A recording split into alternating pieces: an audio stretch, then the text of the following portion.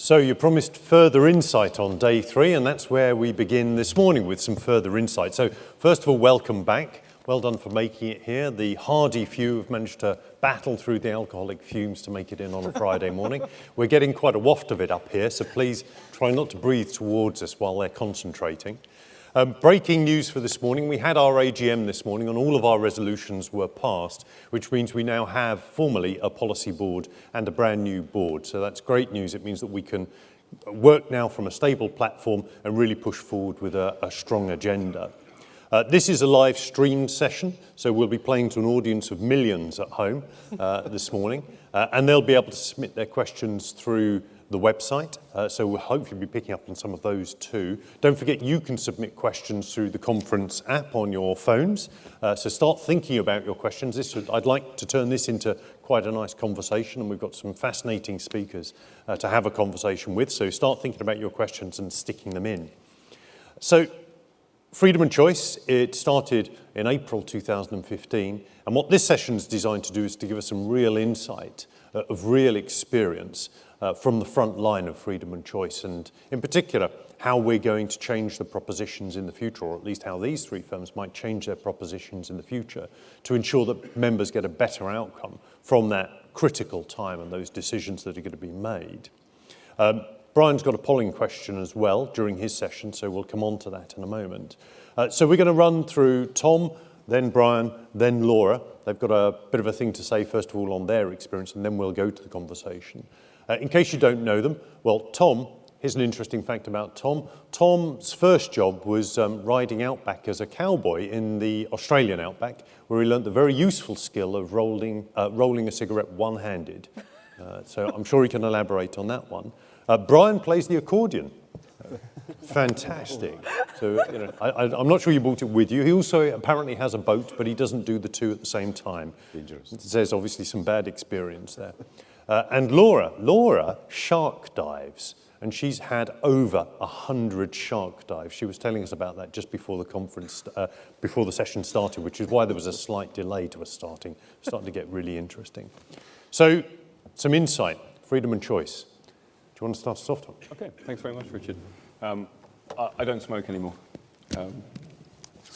which means I don't get such a good annuity, but hopefully my life is better as a consequence. Okay, I've got a couple of slides. I'm just going to run through quickly. We're just a couple of minutes on some of the stuff we've been looking at Hargreaves, Lansdown. Probably most of you are aware of our business. We do a lot of retirement work. We've got around 1.1 million customers. We do a lot of non-advised drawdown work and have been for a number of years. We've been doing this since well before pension freedoms. We've got a very well-established annuity broking desk. And we've also got, I'm going to touch on this briefly in a moment, we've also got around 100,000 auto-enrolled workplace pension customers. So those are people who didn't choose to become Hargreaves Lansdown customers. They were just put in a scheme with us by their employer. So, let's see what happens. Great, so I thought I'd just run through some data we've been looking at in terms of around investor confidence and engagement. And it's been really interesting listening to some of the themes coming out in the conference in the last couple of days, particularly looking at the regulatory strategy paper yesterday, where there was quite a lot about engagement. I think that's a really interesting and exciting development.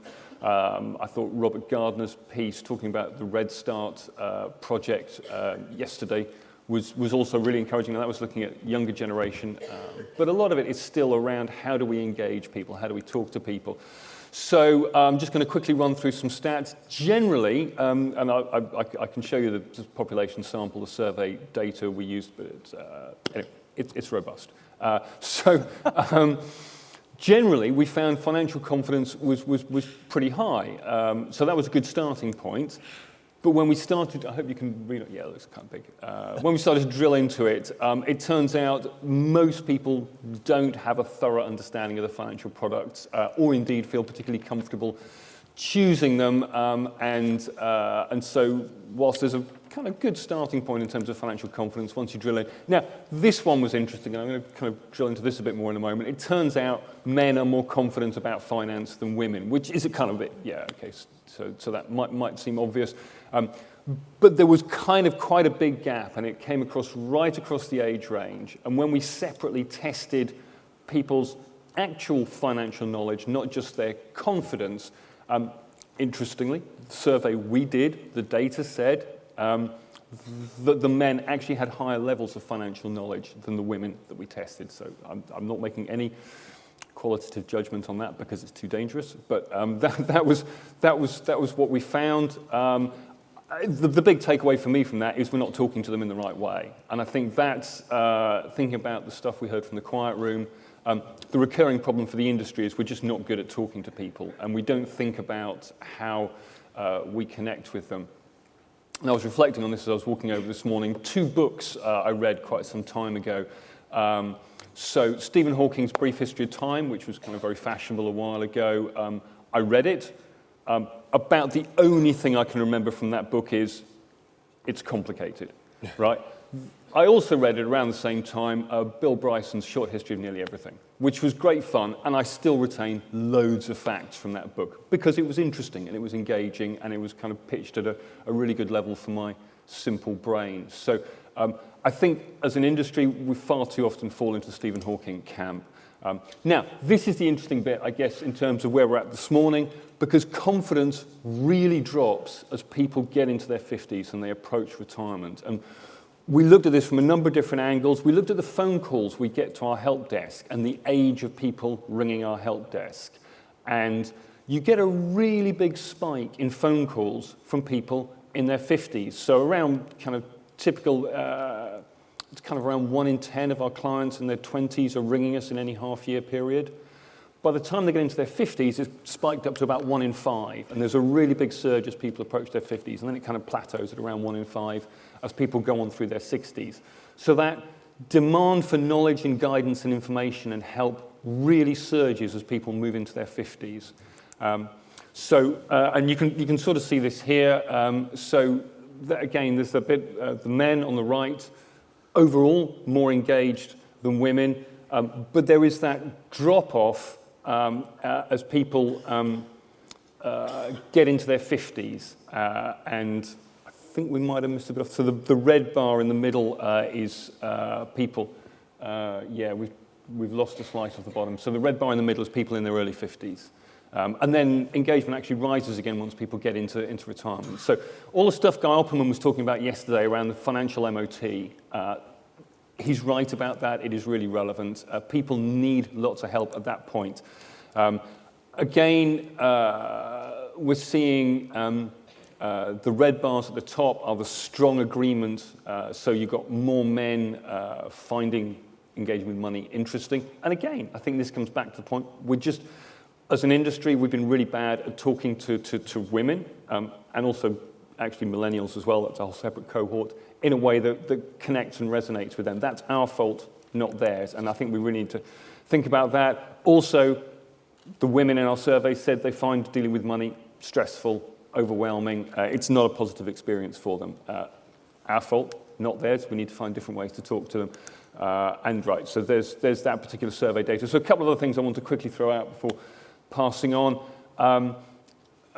Across that cohort of workplace pension members who, bear in mind, didn't choose to become Hargreaves Lansdown clients, we've got over 50% of them voluntarily choosing to increase their contributions to their pensions.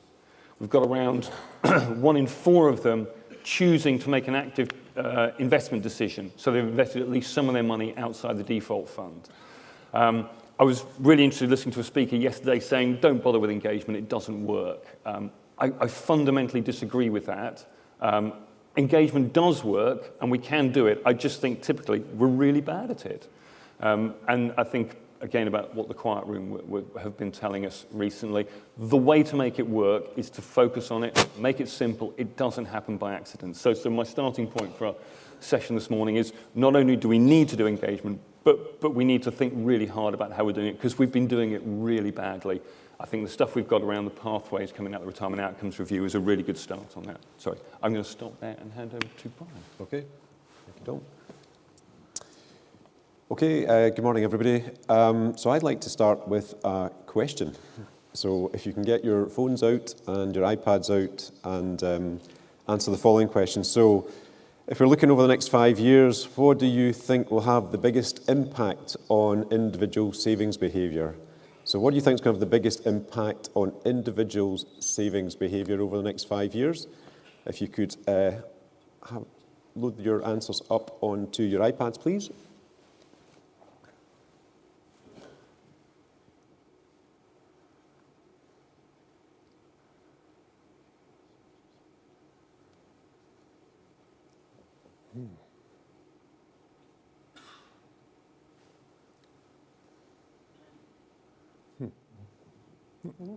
Okay. Love how it moves in real time.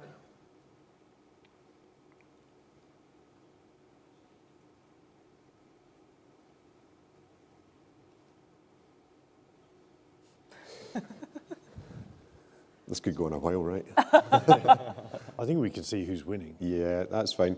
Yep, so out in front, digital advice, pensions dashboard coming in a close second, and some people think Brexit will impact. Okay, well that's pretty helpful actually. So if I then think about, what I'd like to do now is just very quickly a couple of things. We did a study at Mercer around the world actually on financial security. And we did this in different geographies, different countries, and the UK was one of the big ones. So there's over 1,000 people who were over 18 years old were surveyed. And from that, we get a feeling of what people feel about financial security, how they actually feel about things. And the first one that jumps out is the gender gaps. I'm going to talk about the gender pension gap, but this was generally the gender gap in terms of savings. The gender gap in terms of earnings is about 20% in the UK. Gender gap in terms of pensions is about 40%. It's about double that. But if you look at this, you can see that generally, when we look across women, we find things like, they've got gaps in earnings, they earn less, and when it comes to investment, they can be quite risk averse. We've seen that in the survey. But down the side there, on the right-hand side, you can see generally we're not planning as much, or not saving as much, less able to save, etc., etc. So there's a big challenge that we have to address as an industry.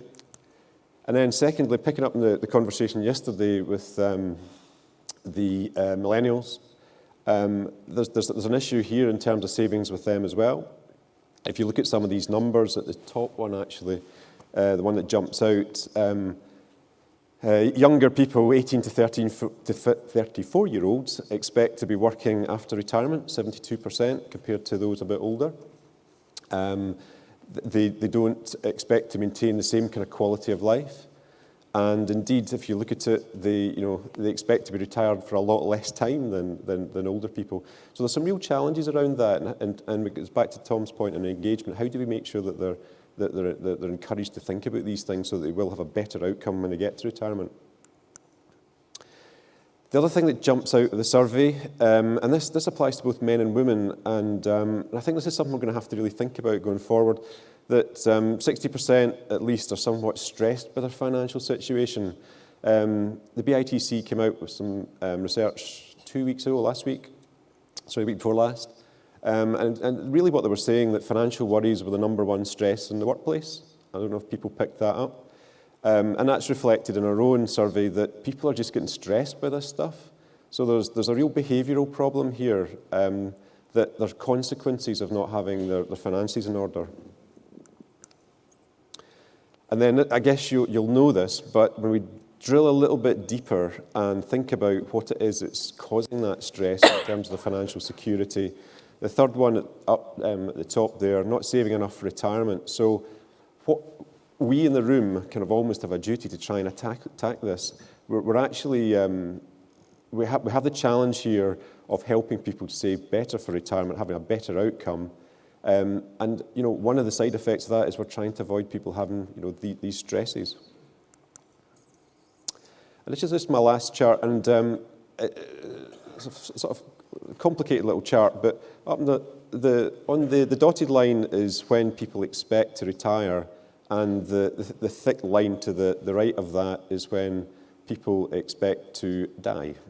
And And the gap in between is that kind of, hopefully your retirement period.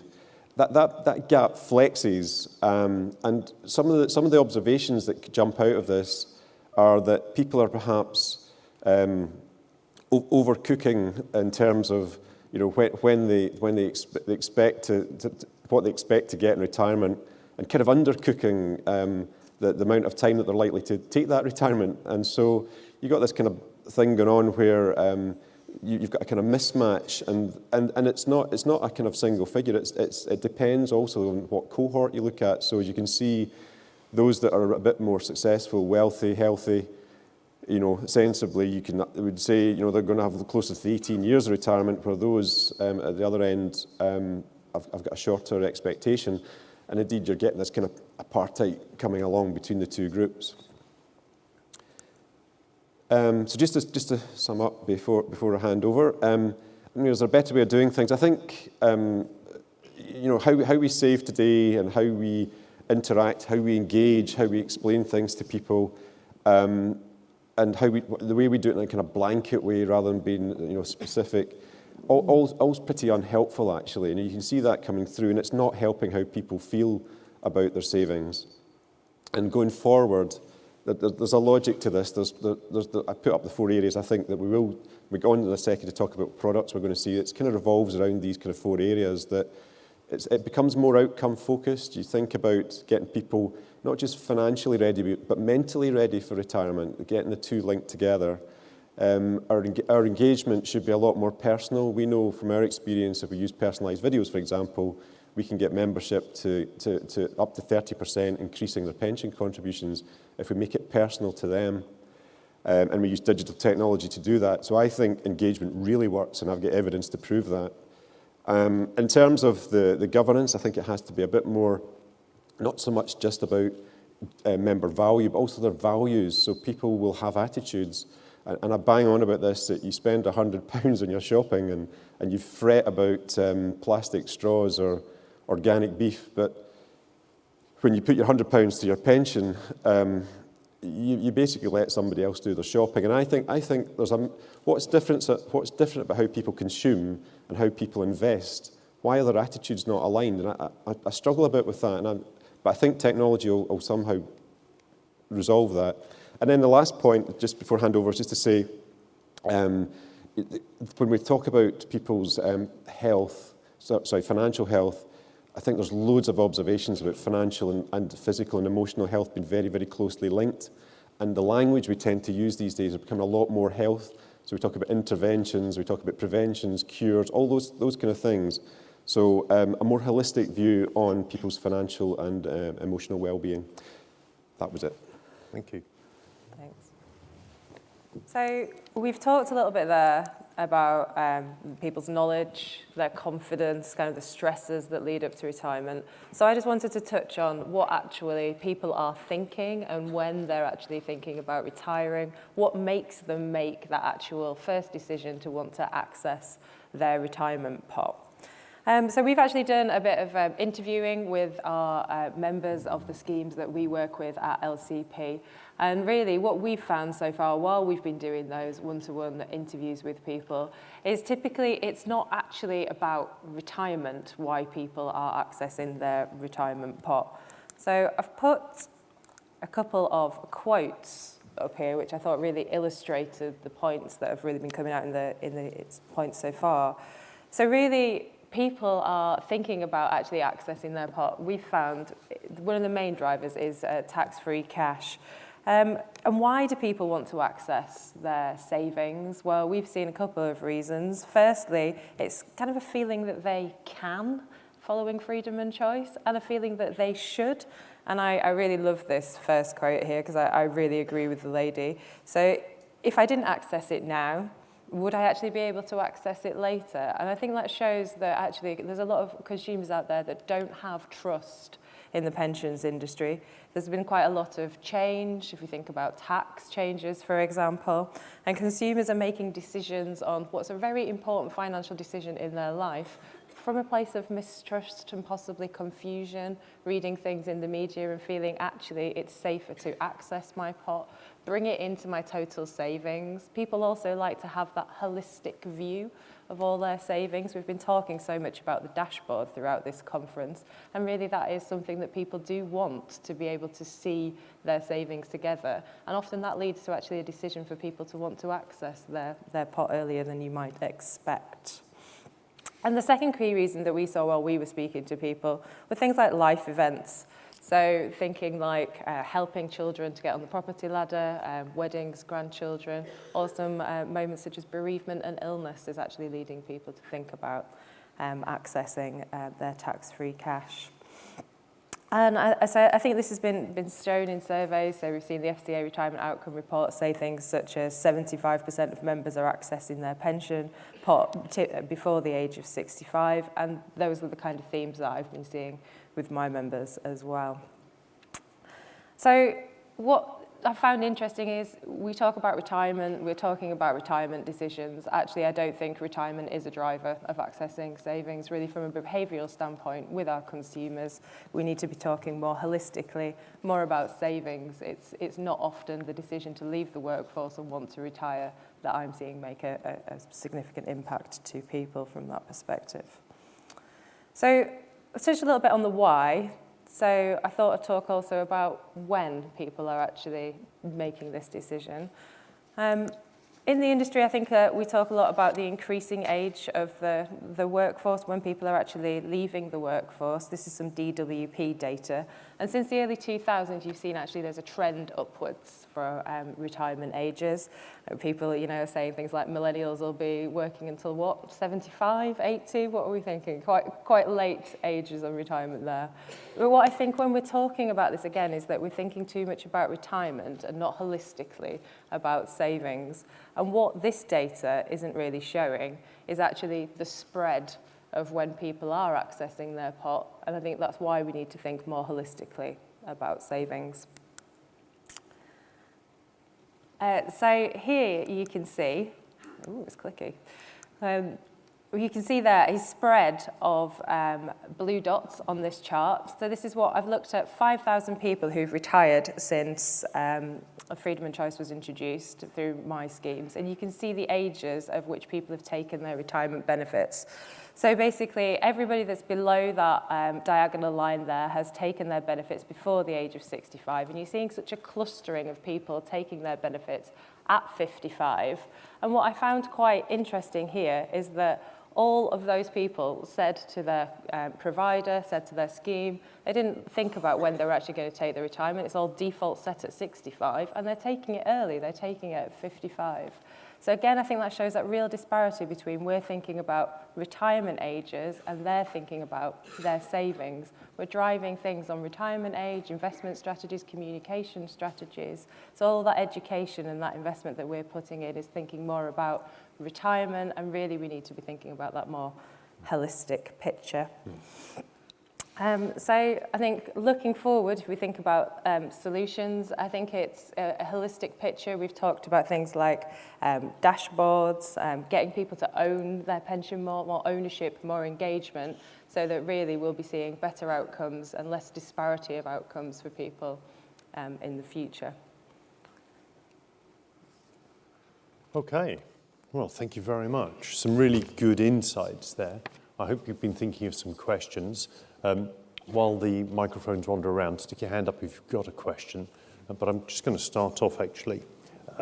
So it's a really interesting observation about how we still think about retirement, whereas they're thinking about access to savings. And in fact, one member I was chatting to yesterday suggested we should change our name to the Lifetime Savings and Pensions Association. Which was a good observation. I'm not sure the board's ready to go there yet, but we've got a brand new board, so who knows, we'll have those discussions. Have you any research that the members have thought about the amount of money that they need to provide for their retirement income and the risks that they are denuding themselves by helping their children to fund for their housing deposit or doing whatever else they're doing with their money? Do you get any of that from the data that you've been looking at? I think I've been seeing that people are actually quite cautious. So when we're talking about people accessing tax-free cash, I'm not seeing anybody wanting to blow it on a Lamborghini, those kind of initial thoughts like that. We are seeing that it is more of a kind of a more personalised life decision. So I think that's the people do want to access the tax-free cash. So that 25% is automatically put somewhere in people's minds. But with the 75% that's left over, I think people are incredibly nervous and cautious and do want to make the right decision and do, think it is an incredibly complex decision.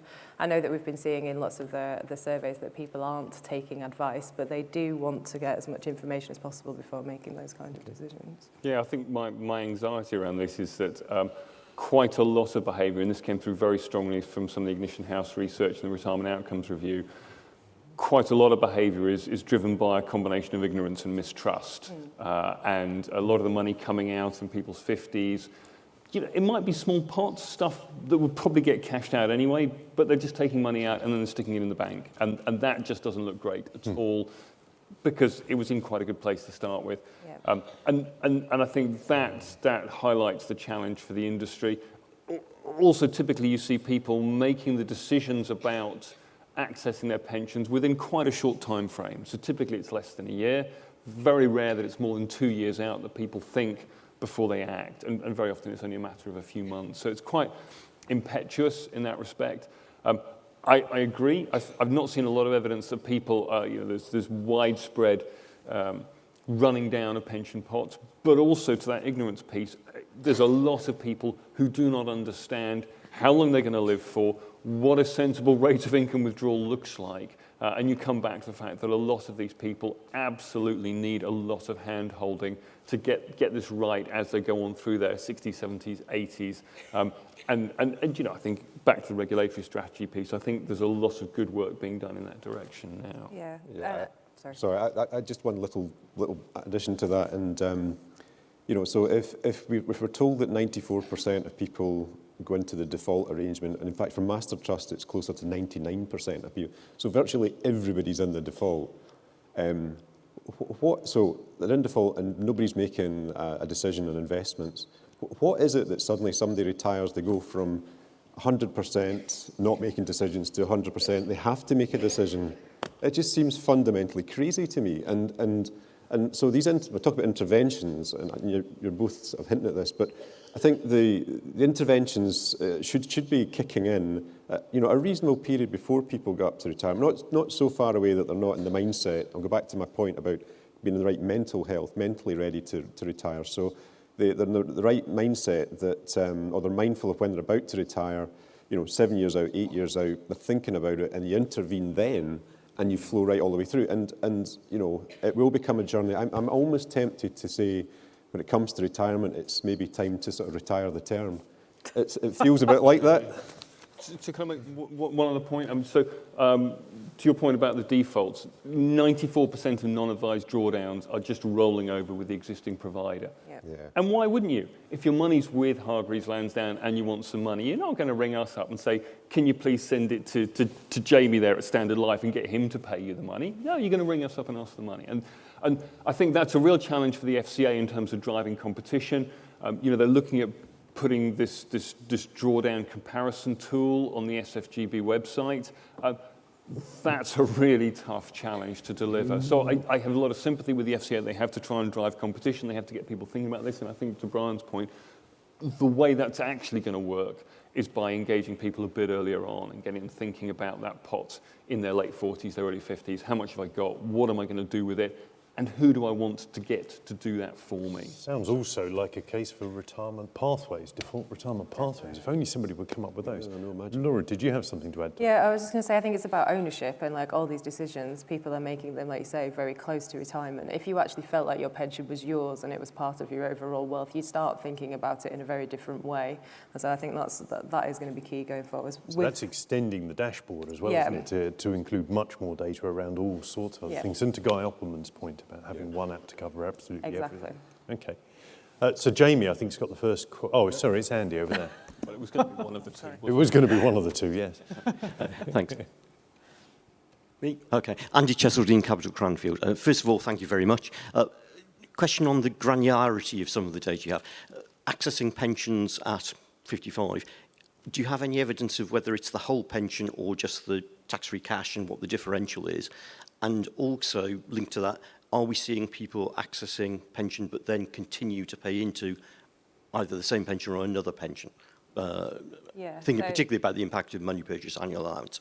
Yeah, I am seeing quite a lot of that from my schemes, actually, that people are accessing the pension, continuing to work at the same employer and basically continuing to contribute to that scheme. So I am seeing quite a bit of that. Typically, when people are accessing the tax-free cash, they're not making the decisions around the 75% that I'm seeing at the moment. So that decision is often put off. So that's probably why we're seeing some of the things in the FCA report about people not taking advice, rolling over with the same provider. Often that 75% cash is being put in, 75% of the remaining pot is put in cash-like investments.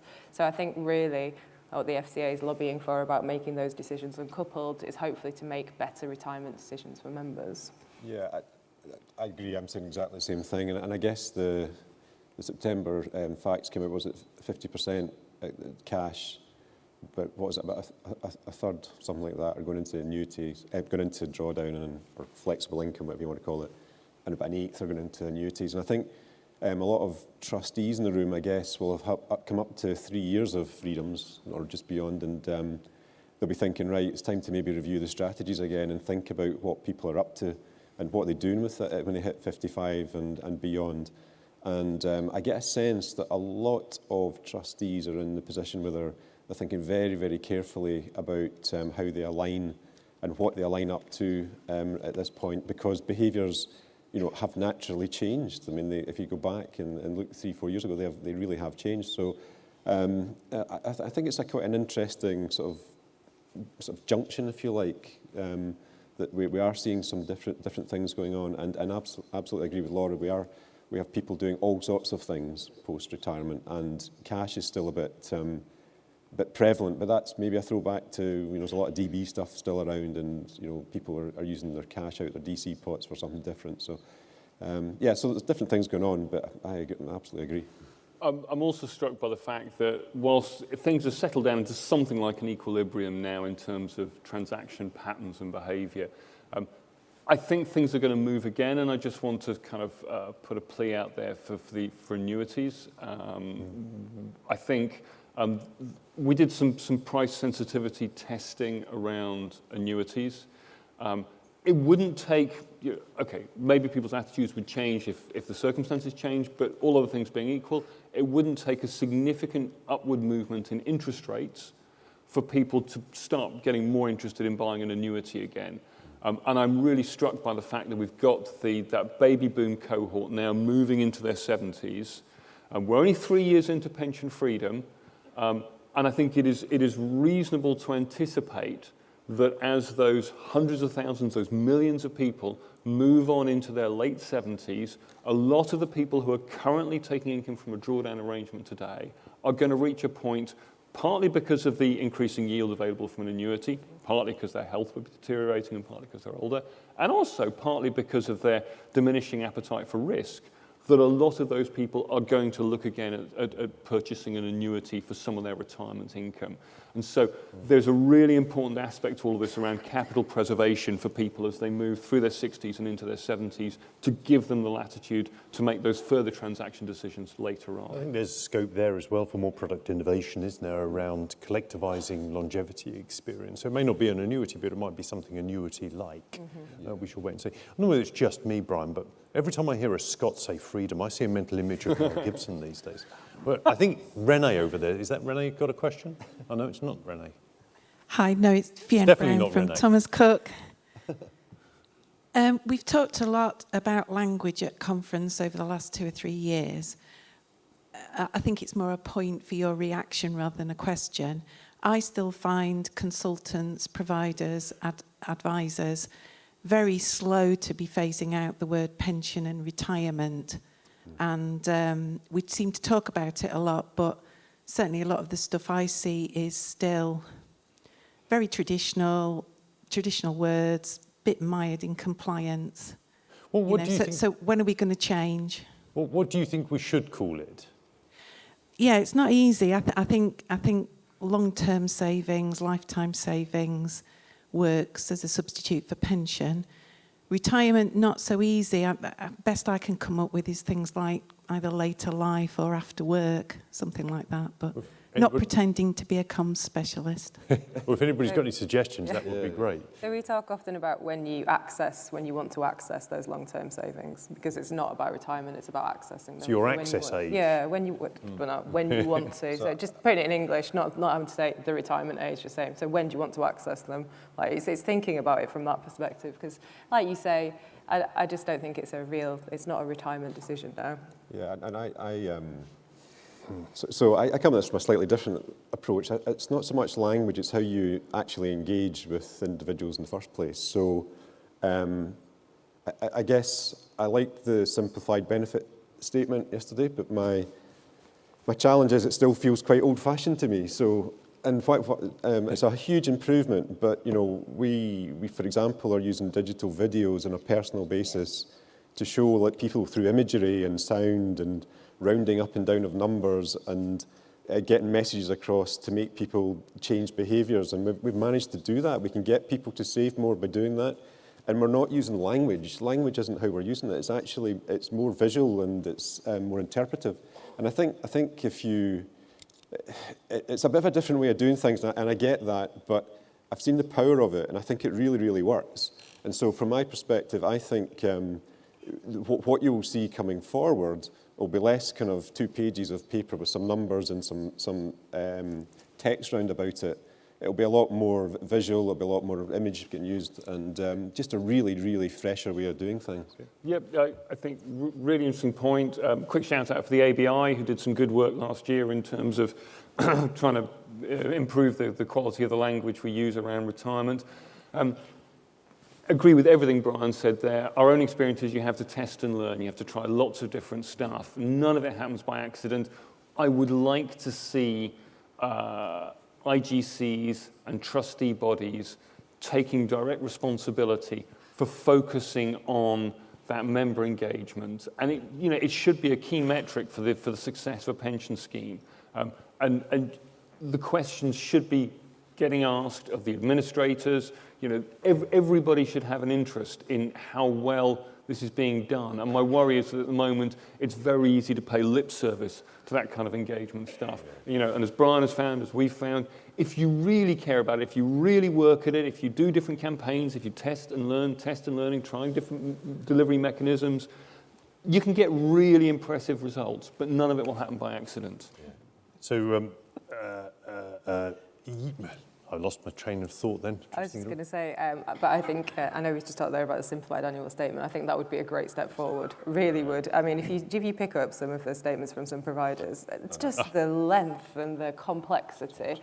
So I think if we could make that significant step forward, then we can start talking about the imagery and the really kind of engagement thing. But you're right, it's just, sometimes we just overwhelm people and it's not engaging. So my train of thought was it is the IGCs and Master Trust, we actually are measuring engagement and how successful it is. It's just obviously none of us are doing engagement terribly well. So it's lucky you rescued the situation there, because Ruston has done a lot of work on this. He's now been accused of being old-fashioned and wearing shirts that are appropriate to the hoedown. I tell you what, that's what happens when you become an ex-chair of this association. I'm never going to stand down.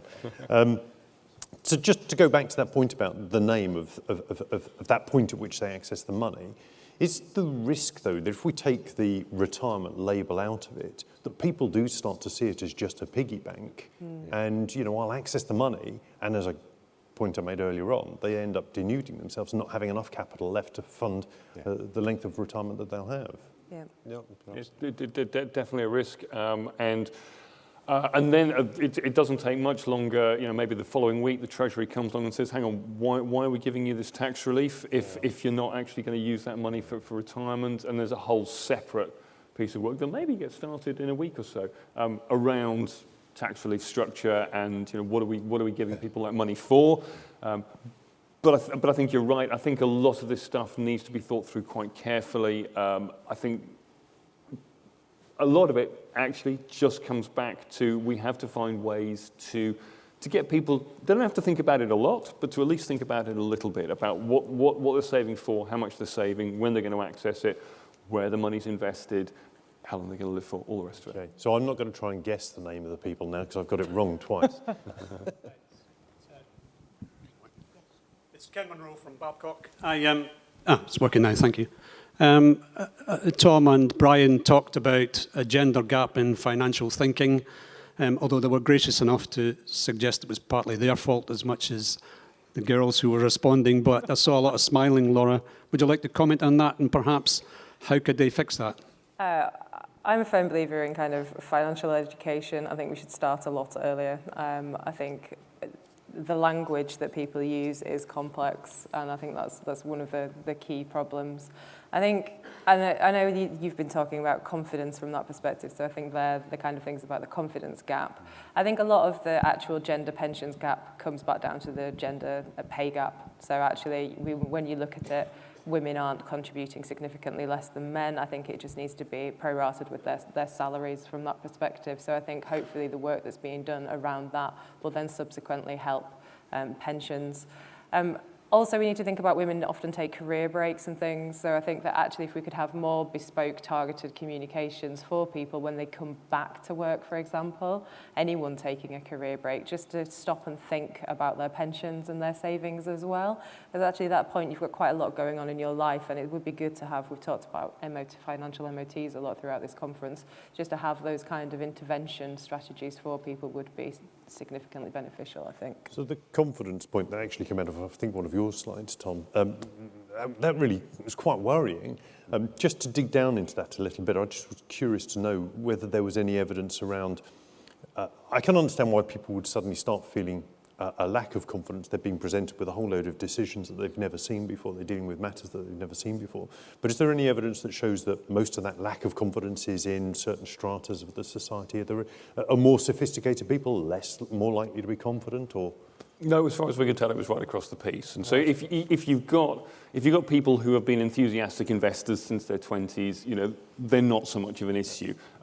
But the lack of knowledge and the lack of confidence is, don't take it for granted. You can find it anywhere.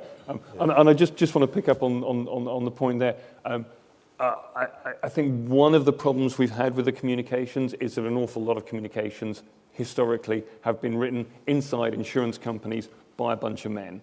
And, there's been a particular way that this stuff has been cranked out over the years. And I've been really struck in the business I work in terms of how the composition of our marketing teams has changed in the last 5 years or so. And I think that diversity of thought feeds through into a diversity of output. And I think that's where part of the answer lies. Yeah, I was just going to say, I don't think we in pensions can solve all the problems, right? So, we wouldn't claim to solve all the problems, but and Laura's right. I think, and Tom as well, so from an education and a communications perspective, clearly there's work to be done there. I think the other observation we noticed is the kind of risk aversion that's going on as well, and clearly we can do something about that. We can explain how this works a lot better, and we can explain it in a better way. So I think there are things and interventions we can do. But we can only do so much because, as Laura's alluded to, some of this arises from elsewhere. Okay. I just want to wrap up on one last area, which is we talked about the FCA finding that people are rolling into the same provider. Tom, I know you've been doing some work on making it easier for people to transfer elsewhere. Yeah. Do you want to? Thank you, Richard. Just very quickly, so Garpenman very kindly flagged this up yesterday. Part of the solution to all of this is making people feel like they're in control. So we've been working on a project across the industry. PLSA have been involved in trying to come up with a set of standards to ensure that money can move across providers more efficiently, more easily. The FCA has identified this as a competition issue. So my plea to everyone in the room is this set of standards is being defined, it's being rolled out. Everybody needs to sign up to this. It's in everybody's interests because it means that the customers take more control of their money. And so it'll be good for everybody and will actually help you run your businesses more efficiently. So Thank you, Richard. No, that's all right. So one last shout, one word answers if we can. If there was one thing you could do with your proposition tomorrow that would improve the experience of your savers, what would it be? Make it simpler. Yeah. Keep making it simpler. Which would hopefully then get ownership. Yeah. Sorry, say that. Which would hopefully then get ownership. I think that's the key thing. Get ownership. It's a dissociation. Yeah, my one word would be personalisation, I think. You'll ask for one word, right? Yeah, no, that's brilliant. So we've got simplification, ownership, personalisation. There is your route map to success, ladies and gentlemen. So I'm afraid we are out of time. There were more questions out there. There were more questions on here. Thank you for those. Sorry we didn't get the chance to get to them. Don't forget, please, to rate the session on your conference app. Thank you very much for making it along. All I've got to do now is say thank you to our 3 speakers. Thank you very much.